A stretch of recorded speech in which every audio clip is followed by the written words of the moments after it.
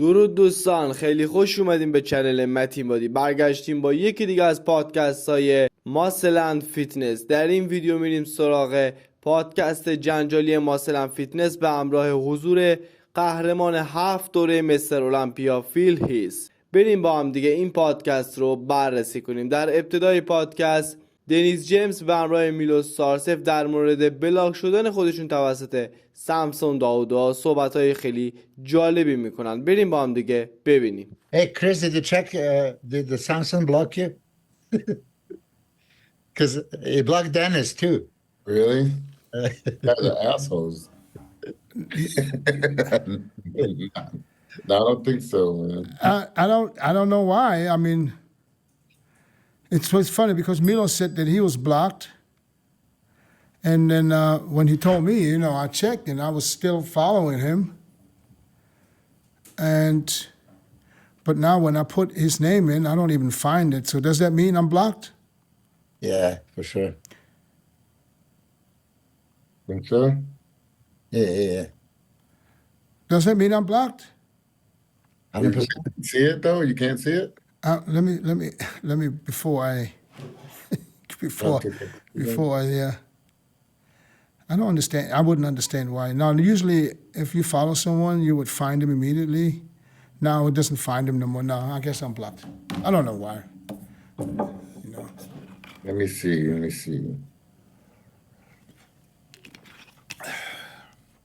Yeah. That's okay. I have 5 other accounts. I can check if I want to see some. 5. Maybe it's just, I don't know. Maybe it's just a glitch with I used to have a couple of them, but I forgot how to get in. Well, if you use the same email address, then you won't be able to see them because it's got to be affiliated with different emails, I think. But he really did block me, man. Ain't that? Where are we, man? Are we in high school? You don't like me, I block you. You could block people back in the day. I hope it's something wrong with Instagram. So I don't want to believe you. For what? What reason? Because I speak to Milos, or Yeah, probably. he blocked you, Milos, first. Yeah, of course. Yeah. Milos should be the only one blocked. I'm kidding. Why should he be blocked? I'm kidding. I'm joking.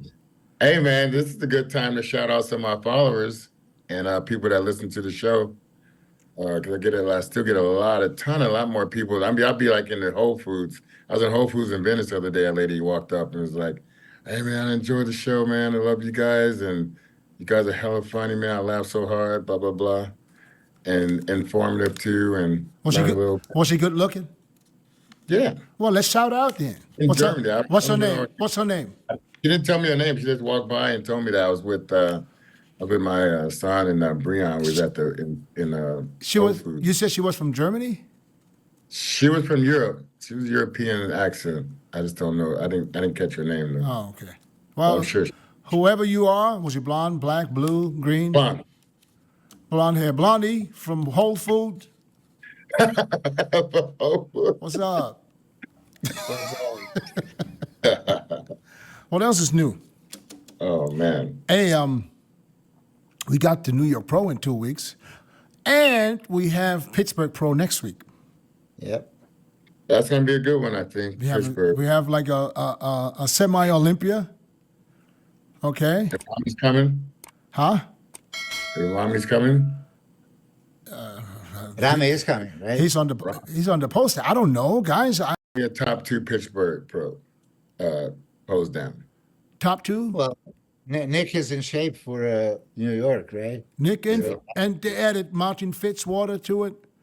They added Urs Kalasinski is also added to the lineup.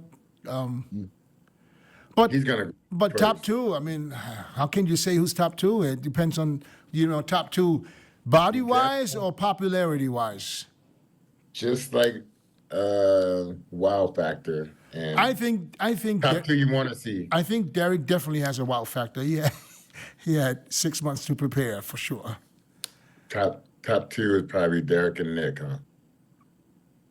Yeah, but I wouldn't count Nick in there because Nick is in contest shape, so I can't count him somewhat. Still want to see. Still want to I know, I want to see him, but I don't want to say because he's in better condition that, you know, when he stands next to, who else is on there? But Derek got some Samson. right now. Samson is probably going to look great. And I'm not saying this to get unblocked. I'm just saying this. Samson is. I'm not saying You're this. not rubbing that leg? No.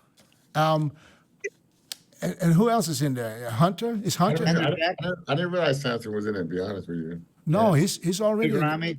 I mean, it's going to be interesting to see, man. That's a. You got the top 6, at least the top 6 everybody. coming. I have. So anyway, I was going to ask Phil, but Phil is still not coming. I posted this vacuum or no vacuum, and then Phil asked on my Instagram, which guy right now at Olympia can pull the both vacuum and abs and look good? So a lot of them, yeah, exactly. Top 3, all 3 of them, right? Derek, Hot, and Samson can do the vacuum. And قبل از اینکه ادامهش رو گوش کنیم میخواستم نظرم رو بهتون بگم. من با میلوس مخالفم. سامسون شکم قشنگی داره اما وکیوم ضعیفی داره و درست برخلاف اون دریک لانسفورد وکیوم قوی داره اما شکم ضعیفی داره. خوشحال میشم نظر شما رو هم بدونم. به نظر شما بهترین کسی که شکم و وکیوم خوبی داره چه کسی است؟ همین الان نظرت رو برام کامنت کن. کامنت گذاشتی؟ دمت گرم. بریم سراغ ادامش. and then you can add Andrew Jack. Yeah, but he don't pull it back. So what's that question for if you don't like the vacuum? No, I just, I've been talking shit about the vacuum. I don't like the vacuum. That's what I'm saying. Vacuum in the ab pose. Yeah. What? That's why I'm asking. Why would you ask that question and you don't even like the pose? I mean, I posted, so he responded to it. And then his question was legitimate. Like, who can do both and look good? I mean, top 3, definitely. Andrew Jack, I never see him do the vacuum, but he has crazy abs and a small stomach, so he could probably do it. Brandon Curry, has a beautiful, right? V-taper, small waist, good abs. He mostly does it. He crunches down. Are we at a point where you as an open bodybuilder need to start learning your vacuum pose? Is that where we at now? I mean, it's just training the muscles. It's not like it's a big deal to me. It's control. It doesn't matter how you control it, it's what you show. Ab and thighs, you're supposed to show the abs, and you do the vacuum, you can't see it. Like, okay, let's do the frontal biceps and hide the biceps. Let's do the lat spread and hide the lats. Shit. Anyway, it doesn't look like Phil is coming. Yeah. Well, I guess the title of this week's podcast will be Phil's a No-Show. You called him? Mm-hmm. I texted him and I called him, so I don't know. Oh, we were still talking on Friday. Everything was still fine, so I guess something changed. Who can you contact to contact him? Say what? Who can you contact to contact him directly? Bro, what do I should I call his mom? I mean, come on. He's a grown man. He got a text and I got a call. What else can I do? I'm not going to contact someone else to contact him. Huh? Email? And what the fuck am I going to do? He got an email yesterday. You just talked to him, What else? Yeah, what else is there to do? I mean, there's nothing I can do. I mean, maybe something happened. Maybe I can't make it. I would always give him, and not only him, everybody, the benefit of the doubt that something maybe more important happened. That he can't get to the phone, you never know, Yeah. Sad. It's sad because I really wanted to, because I've been trying to get him on for almost 3 years now. Damn. Yeah, and he kept telling me the whole time, I want to finish the documentary and wait after the documentary, and I said, okay, cool. Yeah. So that would have been. Cut this part and then we start the new one. Like it's not planned. No, we're going to keep this part. Why would we cut this one? Well, so what? What? Why mention it? Why we talking about it? Yeah, no. Okay. All right. What am I going to do? Who can we get on real quick? I mean, got to keep it real, right? Keep it moving. Yeah. Hey, New York Pro. You just cut out. Who, I did? Yeah. All right. New York Pro. Well, Martin Fitzwater is making it a little bit more interesting because he looks like he's thickly muscled that he can, possibly impress with the size, and conditioning is getting even better. And he has no weaknesses and probably has better legs than Nick, right? So, of course, Nick is overwhelming. I don't think it's going to be even a question. I don't know if you've seen Nick's pictures with Buddhism today on Instagram. I believe that's probably not the recent one because Buddhism looked like ripped to pieces. He actually is making Nick look soft. So what do you mean? Nick is not soft. Is the one from today? Today, yeah. How do you say his name? Buddhism. Milos. Buddhism. Yes. Yes. Come on. Hey, I'm not Milos. I'm Milos. You That's Mishko. a German. It's supposed to be Buddhism. No? So are you talking about the lat spread? Most muscular. Most muscular. That was. I just saw it like that was like April 21st. Okay. Yeah, I believe that's recent. Yeah.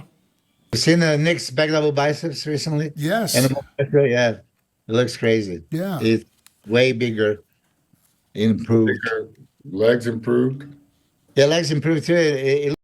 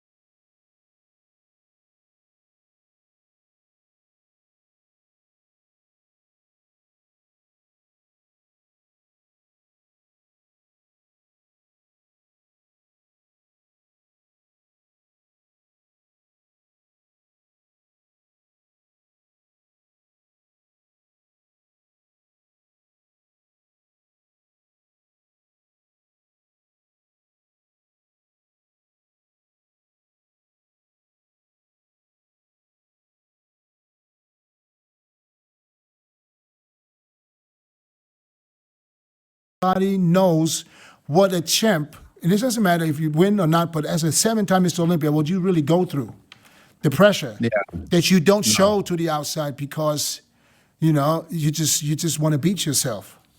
So, it was unbelievable. And his parents was really close and supportive of him. I remember seeing them at the Ironman. First time I saw him at the Ironman when you won the Ironman that day. Yeah. Yeah. So you got to see. So Chris, you got to see my mom and my stepdad. A lot of people got to see my mom and my stepdad, but not a lot of people got to see my real father. And my real dad, who Dennis is talking about, that was like, man, like, I grew up in that time where people, just like now, like people get divorced, right? And then of course kids kind of get, I wouldn't say left behind, but my father just went on his own path, right? And then my mom met my stepfather, and then he basically raised me along with my mom, where I would see my dad kind of like on weekends, special events. He never missed a birthday, Christmas, stuff like that, but like, just didn't connect on a normal basis. But when I was competing in the Olympia, he was there, right? So he was there. In fact, we have a photo, which is pretty wild now, of my biological father standing next to my stepdad, which is pretty awkward with my mom. Yeah, Who you run to at that point? Yeah, it's like, interesting. So you got. Hey, question for Chris and Milos. Who had the best and biggest rivalry in the sport of bodybuilding ever. I mean, there was you can't say for me, no doubt. For me, you no cannot say doubt. Sergio and Arnold because they didn't have that many. But then there was Gaspari and Lee Haney, right? There was like back to back. No chance. There was not, and then there was Ronnie and Jay. Not really. close. Not close. Phil and Kai was the biggest one. Because it was real.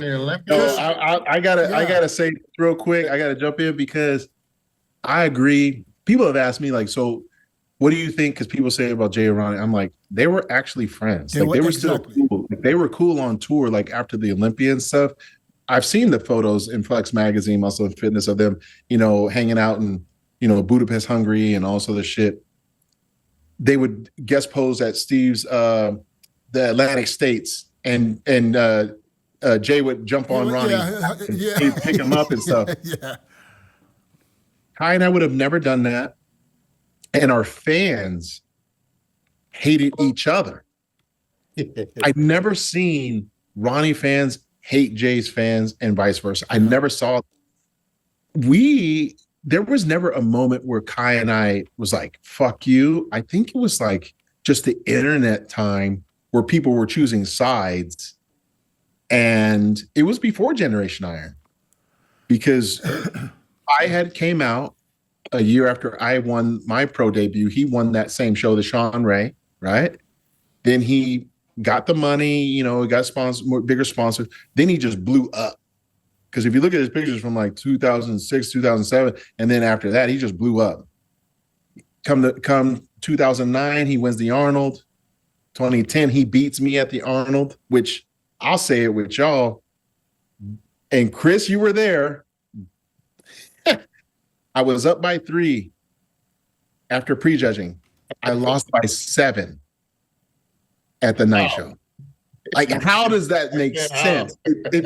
If this was the internet age back then in 2010 with Instagram and everything else, people would have lit this shit on fire. I'm sorry?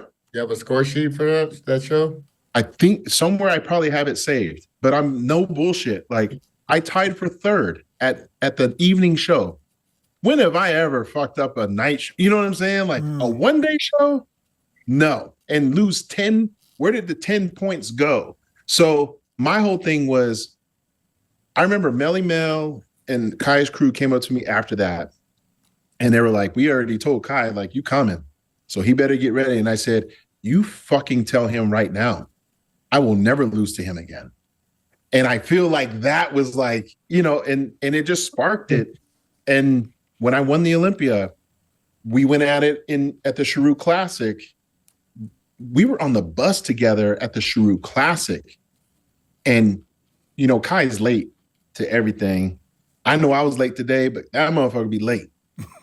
There was only one seat left on that bus, and it was with me. I had my meals like right here on purpose so that no one would sit next to me. And it was all the athletes, men and women, and they're all like, ooh, like high school, like, oh shit.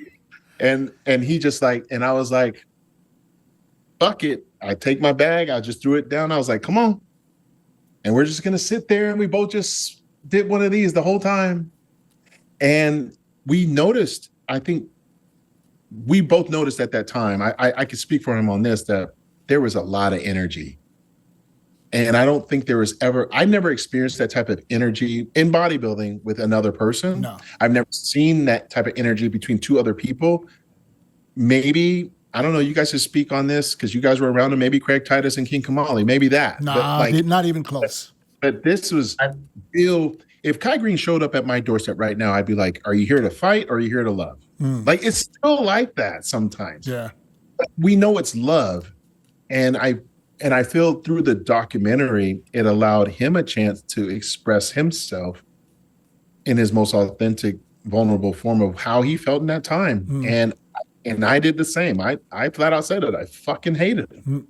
And what do you hear me say now? Fucking love the guy. Why? Because we pushed each other. That dude, he had standards. And look, I think right now I think we're jumping ahead, but we're in a point in time right now in bodybuilding, especially open, because that's what I can talk about. I can't really talk about other divisions, but I can say this with open. I don't feel that energy from these guys. I haven't seen another person with that type of consistency of fire and can put up the numbers. The only person I've seen do it is maybe Nick and Hadi. That's it. That has like some, something, but it's not. I don't think we'll ever see it again between guys like Kai and myself, because we were just different, man. We collided at the perfect time, man. If it wasn't for me, let me ask you guys, if I wasn't around, how many would he have won? Because I think it would have been a lot. Who, Kai? Yeah. I think it would have been a lot, and it would have been easy. It would have probably been close to 6, 7. Yeah, it would have been easy, in my opinion. We can't even say that, because at that time he would have won for sure, because he got second. But we don't know how long he could have. Do you think Rami might have beaten him in, was it 2017, Phil? That's tough, man, because I think that's Rami's best. I still think that was his best. That was his best. Like, people say 2020, I'm like, he was harder. with the body parts, all the back was like still everything there. Banging triceps, on, yeah. like everything banging on 2017. That was rough for me. I was like, I was gonna say one before we get too far. Milos didn't say a single word today. I want to hear Milos real quick. Chris, hold on. Okay, all right. Okay. I mean, I'm appreciating everything. I'm a huge fan. Listen, I said that many times. Not too many people have that champion mentality like you do. I do know that you came like 2006, won you a couple of shows just like Flex Wheeler did, but then you were patient enough. 2007, 2008, like in your documentary, you didn't go to the Olympia. You have a time. You're not ready yet. You're in highly subjective sport. Okay, so champion mentality, like you said, I can beat you, Chris, in a gym, and you, Dennis, and me, in a gym, because that's objectively, you're going to just crush us. But you're going to subjective opinion of a few people, judges, they're going to go against somebody. And your genetic gift, by all means, but you were like kind of narrow initially, right? Mm-hmm. So that was a huge thing going against, plain and simple, Jay said he was beating you because he was wider initially, right? And that width was like Rami's, such a strength. Right. But throughout the years, you did develop the physique that, damn, your shoulders were so full and round, and that most muscular is, I really always, come on, Dennis, let me give him some praise. I just played the background music. I'm not kissing ass. I'm just admiring. Dennis knows. Dennis is giving me a hard time.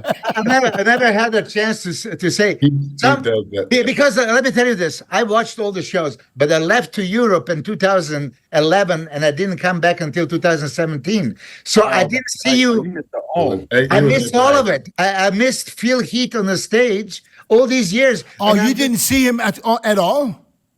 2017 when I came back, that was the first time. So you missed. So you missed the first 3, 4. I missed all of that. Yeah. You missed. This is why I'm saying. But for me as a fan, I'm looking at this physique. I said, this has to be a fucking Photoshop. But it's not a photo. It's a video.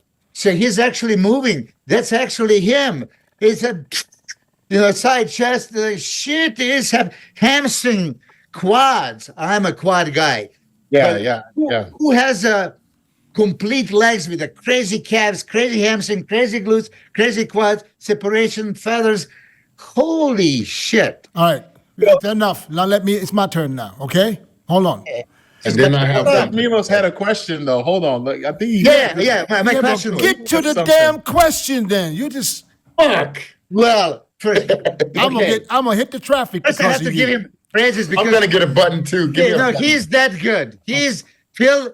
I actually don't think that you appreciate yourself enough. I'm telling you.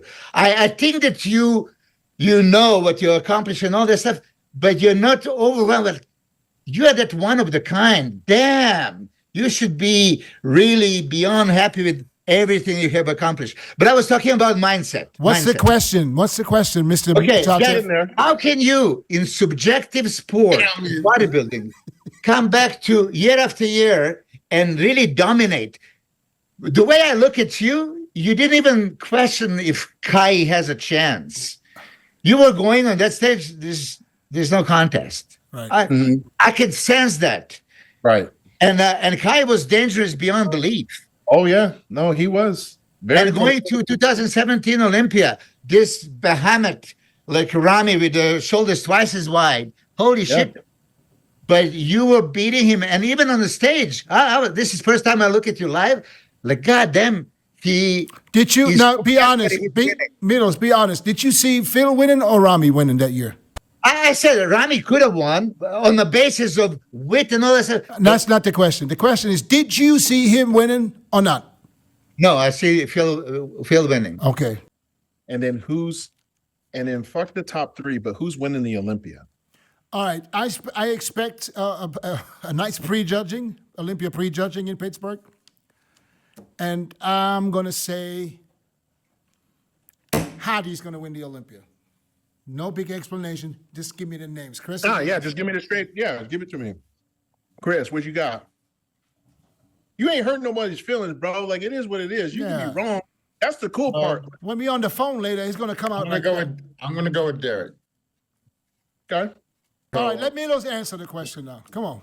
Okay, I had so many more questions for Phil, but it's not going to let me say it. So we can either wait for Phil's podcast or bring also Phil for a second part, because I have like 20 more questions. Yeah, Phil, we need to go.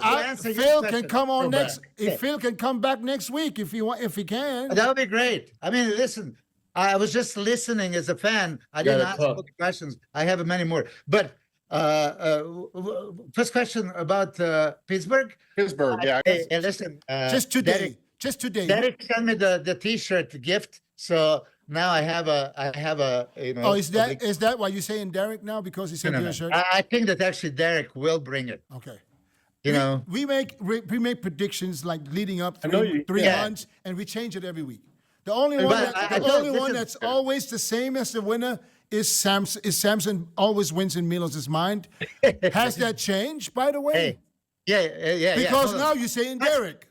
I asked Phil at Arnold Classic. Phil, if you remember, I said Hadi Chopin could have won every IBB Pro show he ever entered, and you thought about like this, and you say, I wouldn't disagree with that. You remember? We were at I wouldn't disagree with it. I think one thing I'll say real quick. You're running up my goddamn time. I know. I'm gonna say real fast. I think Hadi could have won every show. I think what Hadi has to realize is that the timing of the show is everything. And that's usually something that only competitors really truly understand. You know, I think last year being backstage at the Olympia, when I saw him take his shirt off before he even touched the dumbbell, it was a problem. Who? Hadi? Yes, it was a problem. And I think he did not peak on Friday because, you know, he probably pumped up too much. خب دوستان، خیلی ممنون که تا اینجای ویدیو همراه من بودید. لطفاً برای حمایت از ما این ویدیو رو لایک کنید و چنل رو سابسکرایب داشته باشید تا بروزترین اخبار بدنسازی رو از دست ندید. دوستدار شما، متین.